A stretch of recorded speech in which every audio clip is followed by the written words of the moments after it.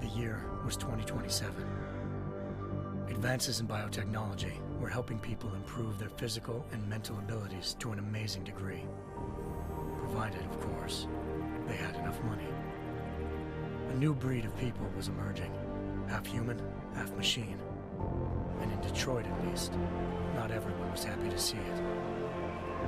I'd just landed a job as head of security at Sarif Industries, a cutting-edge biotech firm. David Sarif himself handpicked me for the job, said he needed me to keep his people safe. My ex, Megan Reed, was one of them. Brilliant neuroscientist, Megan had found a way to make augmentation safe and affordable for everyone. All she had to do was present her research to Congress. But the night before her big meeting, my security measures failed. A team of Black Op mercenaries stormed into Sarif headquarters, massacring everyone in sight. 3 of the mercs were heavily augmented walking tanks. Their mission? Take out Megan and her team.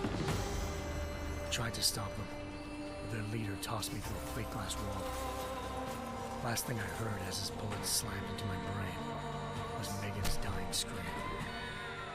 I should have died with her. Only I didn't. High-end military-grade enhancements saved my life. The best augmentation Sarif's money could buy. It took me half a year to get a feel for her. Should have taken longer. But 6 months into my recovery, Sarif Industries was attacked again. This time, by a radical group of pro-human purists. Violent, militant, and fanatically opposed to human augmentation. They claimed to be members of Humanity Front, a non-profit organization that wanted the UN to limit biotechnology research. The thugs broke into Sarif's factory and found machinists working overtime on a top-secret military augment called the Typhoon.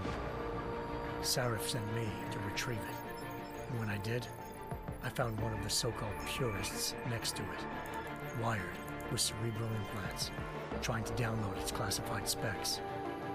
Obviously, something more was going on. The AUG killed himself before I could question him. Sarif ordered me to dig deeper, so with the help of Frank Pritchard, Sarif's head of cybersecurity, I did. Turns out a second hacker had been controlling the AUG's actions from somewhere off-site. Pritchard and I tracked his signal to a secret FEMA internment camp in Detroit. The Black Op mercenaries were there. The same mercs who'd left me for dead 6 months before. Figured they'd try again when they saw me. Wasn't so easy for them this time. I took out the tank named Barrett, even got him to give me a new lead. A penthouse apartment in China. Of course, we both knew it would be a trap in the end.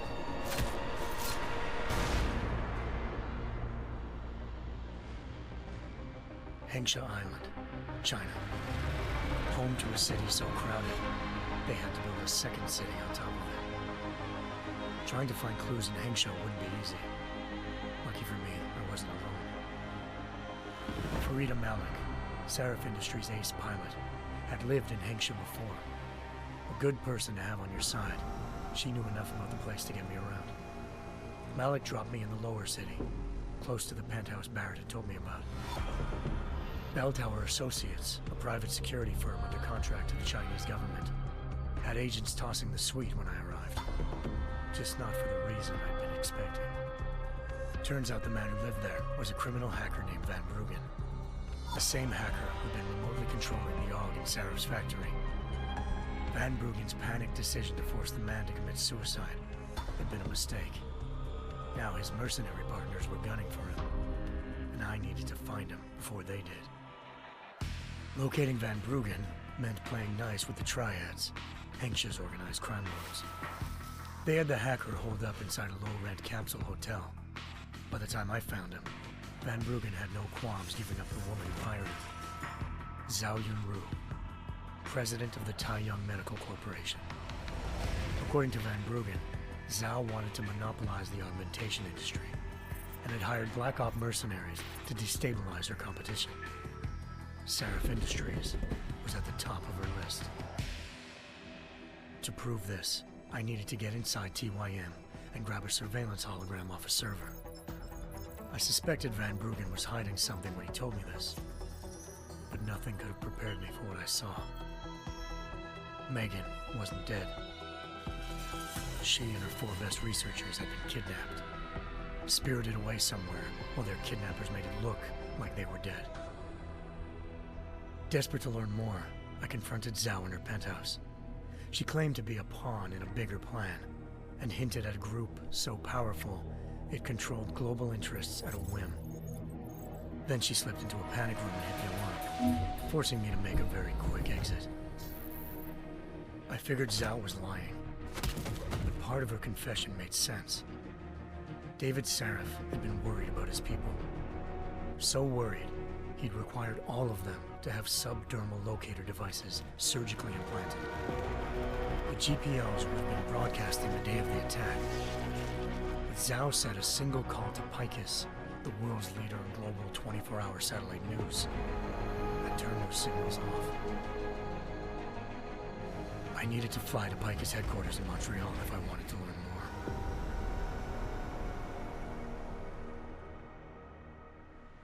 Eliza Cassan, Picus Communications' First Lady of News. Malik thought I was reaching when I told her Eliza was involved in this. The world's most famous news anchor, working with a mercenary hit squad. But when I confronted Cassan in her office, she freely admitted to jamming Detroit's satellites the night Megan's team had been taken. Said she's just been following her commands. I suspected she wanted to say more. But Black Op mercenaries showed up looking to shut us both down. And just like that, the Eliza I'd been talking to disappeared. The Mercs were led by an augmented killer I'd crossed paths with twice before, Fedorova, a woman who'd made silence her best friend. She waited for me to track Eliza's transmission to a secret server room underneath the Picus complex, then jumped me from behind. A deadly fight ensued. I made sure she never moved silently again. With Fedorova down and no one left to keep Eliza quiet, she reappeared. Turns out Picus's First Lady of News wasn't a lady at all. She was a sophisticated AI program, engineered to monitor data streams and control what people believed. Eliza told me the Mercs had brought in a Humanity Front doctor named Isaiah Sandoval to remove the scientist's implanted tracking devices while Detroit's satellites were down. She also told me to speak to David Sarif if I wanted to learn more. By the time Malik and I got back to Detroit, tensions between normal and augmented citizens had reached a flashpoint. Riots were breaking out in several cities, and the UN was being urged to intervene. Sarif was trying hard to convince Hugh Darrow, the inventor-turned-philanthropist who'd once been a leading proponent of enhancement technologies, to help stop a possible regulatory vote. Sarif had a lot riding on Darrow. Megan's discovery would have given millions of people the chance to evolve beyond their normal human abilities, and at the same time catapulted Sarif Industries to the top of the Fortune 500. According to Sarif, Megan's kidnappers knew this, and didn't want people evolving unless they controlled how it was done. He called his enemies Illuminati, and urged me to keep searching. Determined to do so, I tracked down Sandoval via America's most outspoken augmentation opponent, Bill Taggart, Sandoval's boss and founder of Humanity Front. Sandoval admitted to operating on Megan's team when I confronted him, but said he hadn't removed their GPLs. He'd merely switched them to a different frequency. Pritchard was able to trace one of the signals to China. Malik and I immediately took off in pursuit. Unfortunately, the Illuminati were one step ahead.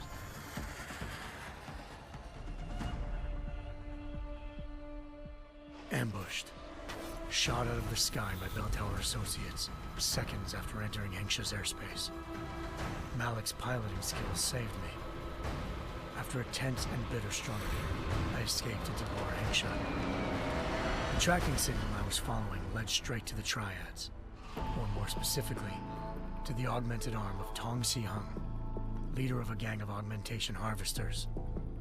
Tong said they'd taken the arm off a corpse, which Bell Tower had left at their door, meaning at least one of Sarif's scientists was dead. Maybe not the rest of them, though. Tong pointed me to a port used for human trafficking and helped me slip aboard a bell tower ship. It was sailing to Rifleman Bank Station, a military base in the South China Sea.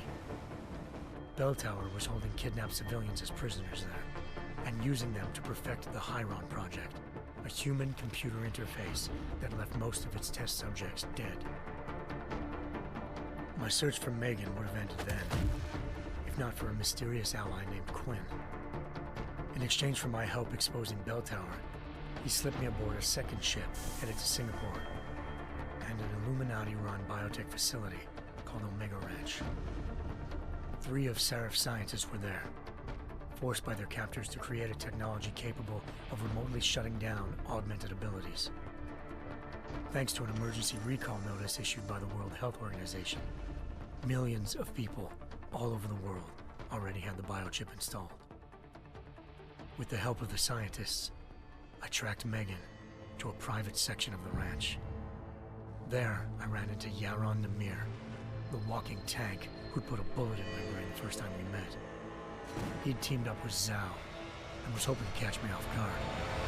But their little ambush didn't work. I found Megan in a suite belonging to Hugh Darrow, the billionaire philanthropist who'd Sarif had called on for help. Darrow had convinced her to go along with the biochip plan by promising to sabotage the tech. As she was explaining this, Darrow appeared in a global broadcast, telling the world that augmentations would be the death of mankind. Then he activated the biochips to prove his point. All over the world, augmented people flew into a killing frenzy. Darrow had betrayed everyone, and it was up to me to set things right. To do it, I had to reach Panchaea, a massive installation in the Arctic Ocean. As I raced through corridors built by an all-augmented workforce, I saw death and destruction firsthand. By the time I shut down Darrow's broadcast, I knew the damage he'd done. Still, humanity's future remained unclear. How would the world react to this sabotage? Would people ever regain their faith in augmentations again? What would be the Illuminati's next move? Only time could give us the answers.